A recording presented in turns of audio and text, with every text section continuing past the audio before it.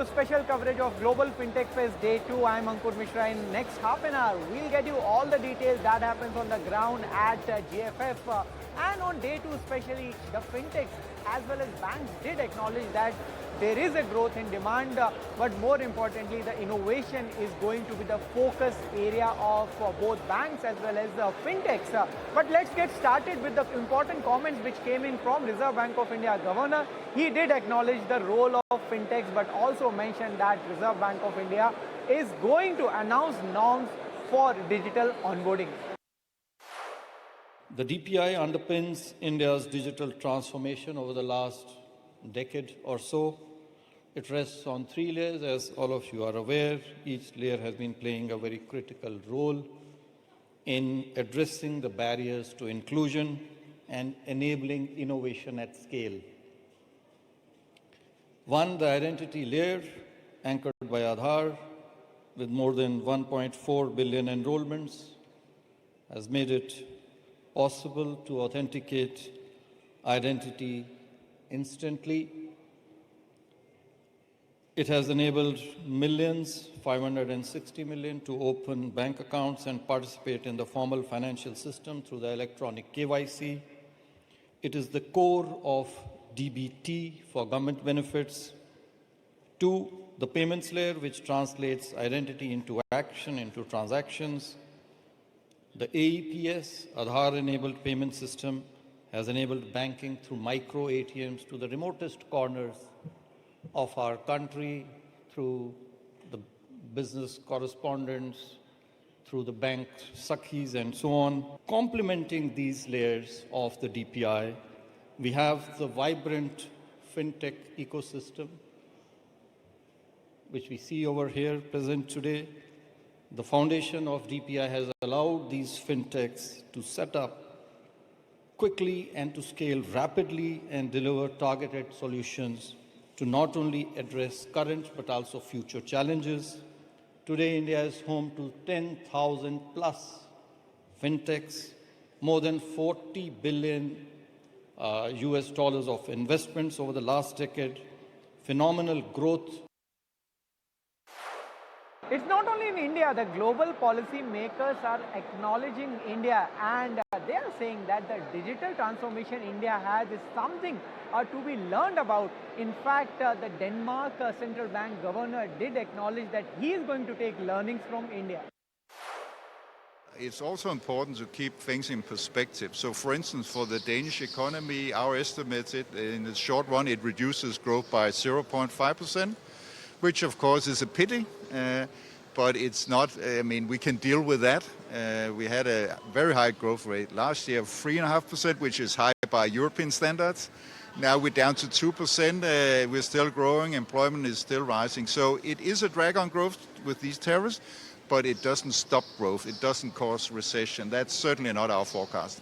In terms of interest rates in India, yes, India's central bank has cut 50 basis points in last monetary policy, but overall they have kept the rates steady. And also the expectation is that in months to come, maybe there may be one more cut in near future. How do you see the interest rate trajectory, especially in Asia, versus the scenario which is there in Europe? So in Denmark, we have a very special setup because our currency is pegged to the euro. So interest rates decision in Denmark is really about following the interest rates in the eurozone.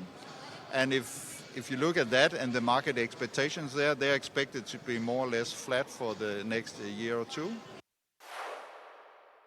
Going forward, we will see there will be a lot of demand in the space of digital lending, who is actually catering to the segments which are either have a limited access to the formal credit ecosystem or completely, untapped geographies, untapped segments. So the initiatives taken by the government and the regulator putting together the technology infusion will ensure that there will be a lot of demands coming forward, and digital lending will definitely, going to play a very, very critical role. Right. We were speaking about economy now. Reserve Bank of India forecast says 6.8%. There has been several upgrades if you talk about in last 3 to 4 months, and rating agency upgrade has also happened. Do you think we have potential to grow beyond 7%? I believe credit is going to play a very, very critical role. It fuels economic growth. If you historically see the cross-country, data, there is a very, very, direct and positive relationship between private credit to GDP and the growth of a nation. Having said that, India today stands roughly around 52% private credit to GDP ratio. If we expect, India to become, $30 trillion economy from 4 trillion what it stands today, so the credit has to, multiply. It has to triple or maybe quadruple from 50% to more than 150%. So it will enable that the, economy will grow at a very consistent and sustainable level, 6.5% to 7%, and that will actually, in a way level, because a lot of digital public infrastructure have already been, putting in place. We talked about payment. India is actually, leading the world. More than 50% of the real-time digital payment is being happening in the country. And lending also, there are a couple of, initiatives being going on. RBI recently, launched the unified lending interface, which will democratize the lending as a product, which will be, at the tip of a finger, tips in the mobile of an individual. So that will integrate a lot of, data which are available at different places, but in an isolated manner. So unified lending interface, platform like Jan Samarth, which was recently launched by Ministry of Finance, Department of Financial Services. It's aggregating the different loan products into one common platform, then aggregating the different data sources, like there is a agri stake account aggregator data. So these data are being consolidated in one place so that the institutions have a better credit assessment and underwriting capacity. So going forward, lending, payment, I think in a way enable India to grow at a sustained 6.5 to 7%. The fintechs are now acknowledging that there is a growth, and they are believing that the second half is going to be better than the first one. E-commerce is a very priority segment, right? And so far as e-commerce has grown, I think around 61%. If you look at, the first quarter of this year versus the last quarter, same time, last year, same quarter. BFSI is, I think, up around 42%. Cross-border, as I was talking, it's up to 50%, right? So those are segments, as you can see, right? And we have made good progress. And that growth is way more than what the market is growing at, right? So definitely, that's a sign that, we are growing, and that's why we had, as I said, we had a good quarter, right? And if we continue the performance, we'll have a good year. And what are the plans for listing? Listing, yeah, I think, as I said, right now focuses on innovation, being an innovative company, and grab market share. I think listing when the market is right, I think we always have to be ready for listing is what I think the experts say. And when the time is right, I think we'll go for it. But right now the focus is on innovation and market share. One last question before I let you go. When you talk about innovation, how you plan to differentiate yourself from the other companies which are there in the market? Right, I think there are the basics, which is speed of onboarding, speed of the developer experience, using AI to make sure that your support experience and the payment experience is perfect, right? We don't want merchants to have support tickets when they're using cash free. We won't want the customers of our merchants to have any issues when they're using cash free. So we are very obsessed about these metrics that we track very closely. And then there is the product angle, right? I think I was talking about cross-border payments, both money going out of India, money coming into India. I think there is recurring payments that has really taken off. There is the new ways of authentication, which is the biometric payments, right? All of that we're going to see. So a lot of innovation that is happening. So stay ahead of the innovation curve. Be very obsessed about your operations and the customer experience, and leverage AI and technology to the best advantages, right? So I think that's what matters. We are by default India's #1 choice for a safe second account for 3 simple reasons. First, the account can be opened in 3 minutes digitally. Second, the account has a zero balance requirement. And third, it can be used digitally instantly the moment it is set up. Okay.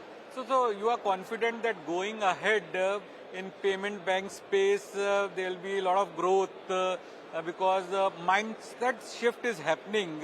And what other avenues will be associated with payment bank space? We personally believe that the opportunity for the safe second account is a 50 million opportunity. So there is a very large room for growth in the urban space. The payment bank model itself started in rural India, selling primary accounts in rural hinterlands, primarily for government benefits. That itself is another very large opportunity. And equally, it has a very large opportunity to power payments of all kinds for businesses and retailers and merchants across the country. So as Digital India grows, payment bank opportunities will keep growing, and that's very evidenced in Airtel Payments Bank's results over the years. As you know, Airtel Payment Bank is profitable, has been profitable for the last 4 years, and if you look at quarterly results over the last 8 quarters, we have shown QOQ and YOY results which are in high double digits over the last 3 years.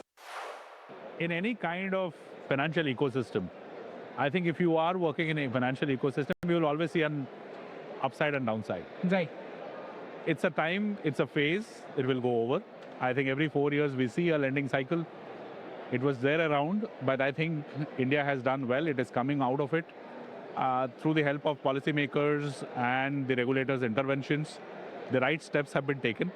And I think we have emerged strong as a financial backbone of the country, from whether a small financial institutions like NBFCs or a large public sector or a private sector bank.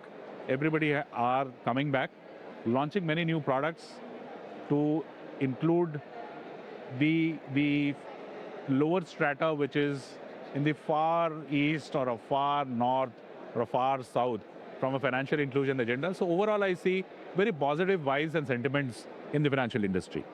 You are a B2B company, and from that I want to understand that the numbers which has been disclosed by many of the banks have been quite encouraging. We have heard the commentary that on-ground demand has increased. Yep. How's your response from the clients per se? Are you getting more orders? See, fortunately, we work with almost all the financial institutions in the country and across 18 other geographies. What we are seeing is that in certain products, demands are, I think, at a constant level. It has not gone down, but it has not increased drastically, which is largely on the unsecured product side. But if you see a lot of products, like if you see the last quarter, I have seen secured products for any bank, for the longest times, has done much better than the unsecured products. That means there's a shift or a pattern change in terms of the demand. It's not only fintechs, but even banks are acknowledging that there is a demand, especially in retail loans. There has been a uptick on the consumer financing, what we have seen, whether it could be auto loans or the other unsecured personal loans. There's been a general uptrend across the industry, not necessarily for SBI. Obviously, as you mentioned, we can't discuss about the numbers now at this silent period. Our home loan growth always has been, which is nothing to do with the GST, but has been robust. So we have seen an improvement in terms of the credit offtake. And some of the numbers which the banks have announced has indicated that the credit has been good in the Q2. Right, but as far as the impact of GST and all these announcements are concerned, only 7 to 8 days if you talk about in Q2. So in Q3 and Q4, is it safe to assume the number will be much better and bigger? So generally Q3, Q4 are good quarters for us. Even if the GST were not there, we would have had a good quarters. This is a busy season, what we call festivals, marriages, and also you have economic activity picking up in the second half, monsoons over. So I think this will be further aided definitely by the GST rationalization, which has happened now. And we look forward to a good credit growth in the Q3, Q4 too. Right. Last time when we interacted with you at GFF, this venue itself, we spoke about 1 lakh crore net profit. I know we have interacted about it during the year also. But with the kind of demand which is coming now, do you think it is going to happen sooner than expected? No, I think let's not talk about the timelines. The objective is that this is capability of a large bank like SBI, which has invested in technology, digitalization, and seamless customer acquisition, and the customer trust which is built over the years. We believe that that 1 lakh crore milestone is only a simple milestone. One of the biggest the reform which has happened is in the GST space for the last so many years. I think one is the simplification of the rate cut, and the process has also been made very, very convenient now. The rate cut which has happened, that is going to bring transformation in the entire economy of the country now, because it is impacting to each and every citizen of the country now. If you see the day-to-day uses what the people do it, now there the GST cut has been made zero now. So the impact is that disposable income of every individual is going to increase now. And once the disposable income is in our hand, definitely that is going to impact the economy. Definitely they are going to go for the purchasing of the various consumable items. Second impact which I am seeing it in the retail piece.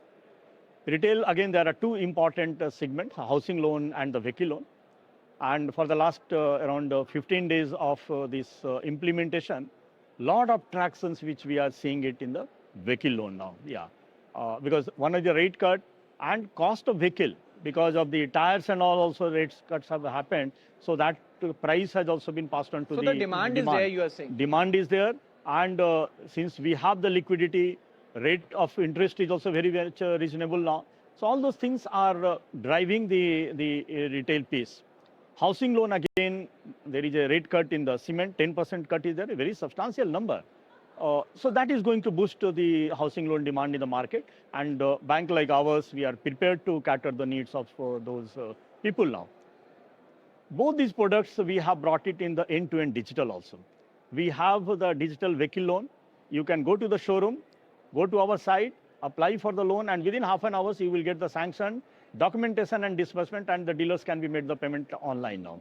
Even the housing loan also, end-to-end digital piece which we have brought in now. So we are making convenient to the life of the people who are going for the credit for these loans now. Second impact which I am seeing it on the agri front also, and all these impact which I am talking about is not for 1 month or 2 months. It is going to happen in the economy for a very longer period now. So all those things put together, I am expecting that 1 to 2% further growth in the credit piece should happen because of this GST rate cut in this Q3 and Q4. So you're saying 1 to 2% more credit growth can be there than the earlier anticipation or the guidance which bank would have given? Absolutely, absolutely. Okay. And talking about these sectors which you have highlighted where you are seeing demand, which will be kind of a T20 kind of a sector of growth where the huge growth is possible? Which are the sectors you see sustainable, the test cricket kind of a growth will be there? See, retail, there will be, immediate impact is happening now because people were waiting for this rate cut to happen. And once the rate cut has happened, immediately the people have gone for the vehicle purchases and the housing loan bookings. There are another two important factors. One is the festival time. And every year, we also see that Q3 is the busiest season for the bankers. So GST rate cut, festival season, and the Q3 being the busiest, I think we are going to see a lot of tractions happening in the retail piece. MSME and agri on a long-term basis, there will be a good growth and that is sustainable growth will happen in the system. Agentic commerce is already happening in many parts of the world. You could argue Swiggy is agent for delivery and then Expedia's and Make My Trips are agents for travel and so on and so forth. That's happening all around the world, but it's going to go on steroid because of Gen AI models.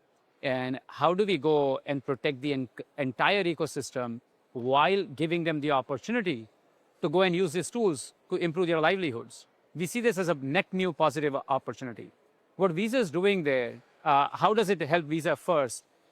In my mind, the way we help Visa most is by ensuring that customers have the best experience. So if customers have the best experience, that will drive usage of Visa cards, that will drive usage of our products and services across the board. So that is what we're laser focused on.